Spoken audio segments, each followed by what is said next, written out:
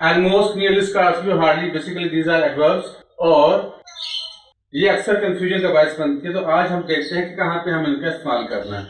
अच्छा, मोस्टली जब हम इस्तेमाल करते हैं, ऑलमोस्ट हम ज्यादातर पॉजिटिव सेंटेंसेस में इस्तेमाल करेंगे। ऑलमोस्ट का हम ज्यादा इस्तेमाल करते हैं पॉजिटिव सेंटेंसेस में। They almost lost the match. अच्छा, नियरली भी हम इस्तेमाल करते हैं पॉजिटिव सेंटेंसेस में, जैसे ही नियरली ऑलवेज ओन, तो नियरली भी हम पॉजिटिव सेंटेंसेस में इस्तेमाल करते हैं। नेक्स्ट हमारे पास है स्केर्सली। स्केर्सली हम यूज करते हैं नेगेटिव सेंटेंसेस में। स्केर्सली का हम मतलब ले सकते हैं ऑलमोस्ट नॉट। ठीक है, स्केर्सली का मतलब ऑलमोस्ट नॉट भी होता है। तो इसको देखते हैं एग्जांपल इसकी। There were scarcely few dollars with him.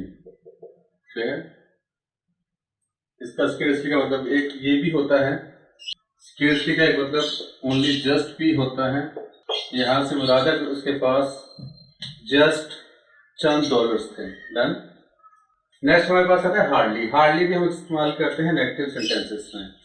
अच्छा, सम टाइम ऑलमोस्ट भी हम नेगेटिव सेंटेंसेस में इस्तेमाल, बट ऑलमोस्ट ज्यादा हम प्रेफर करेंगे हार्डली को। जहां पे ऑलमोस्ट नेगेटिव हम इस्तेमाल कर, वहां पे हम हार्डली का इस्तेमाल करेंगे।